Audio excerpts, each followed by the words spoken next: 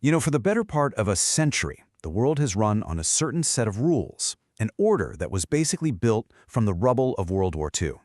But just recently, at a huge global security meeting, one single sentence just blew that whole system up, pretty much declaring it dead.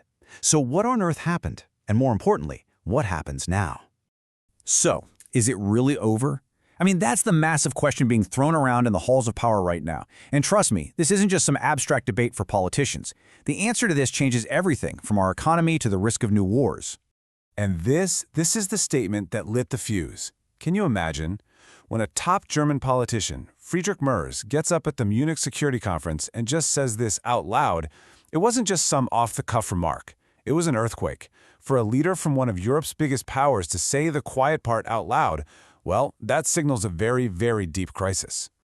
What that quote really did was expose a deep, painful crack in the very foundation of global stability, that alliance between the US and Europe. And we're not talking about a small disagreement here. This is starting to look like a fundamental break.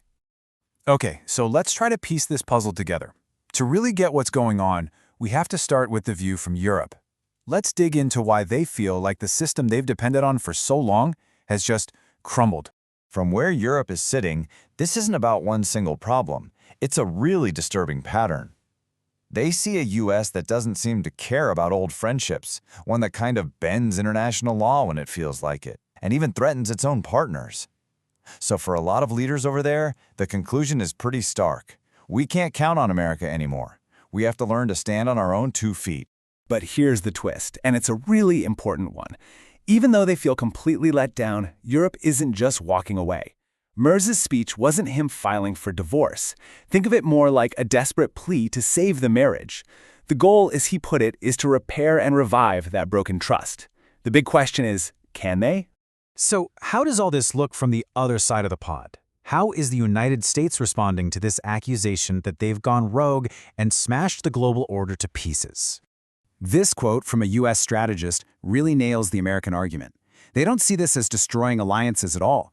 They see it as finally renegotiating a bad deal. From their point of view, the US has been paying the security bill for Europe for decades, and it's high time for things to get a little more fair. And this right here is the heart of the problem, where Europe sees its oldest ally tearing down the whole system. The US sees itself getting out of unfair deals. Where Europe feels left out in the cold, the US says, hey, you've been leaning on us for too long. It's like they're living in 2 totally different realities. And look, the US position comes with a very clear to-do list. It's not just talk. They want European countries to finally pay their fair share for NATO defense. They want them to stop being so dependent on Russian gas, and they want them to get their critical supply chains away from China. So to the US, this isn't abandonment, it's tough love. It's forcing your friends to finally get their act together. But this family squabble isn't happening in private. Oh no. While the US and Europe are arguing, another global giant is watching very, very closely, and they see a huge opportunity. As one expert put it so well, China is basically watching the West score a series of own goals. From Beijing's perspective, why would they need to interfere? They can just grab some popcorn and watch their main rivals weaken themselves. And China is absolutely making moves to fill the space this fight is creating. They're positioning themselves as the stable, reliable alternative, the new champion of global teamwork. It's a classic long game, offering a different vision of the future to countries that are getting pretty tired of all the drama.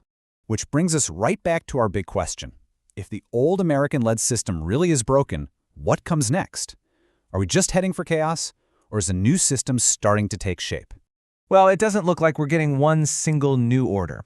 Instead, what seems to be happening is a shift to a world with multiple centers of power, competing blocks, really. You got an America first US, a Europe that's trying to be more self-sufficient, a rising China with its own global plan, and a bunch of other countries forming their own new teams, completely outside the old structures. And this isn't just a theory, it's actually happening right now. We're seeing huge new trade deals between countries like India, the UK, the EU, and Canada. The world is literally reorganizing itself. And in these new partnerships, the United States isn't automatically the captain of the team anymore. So we'll leave you with this final thought. It really seems like the era of a single world order is over.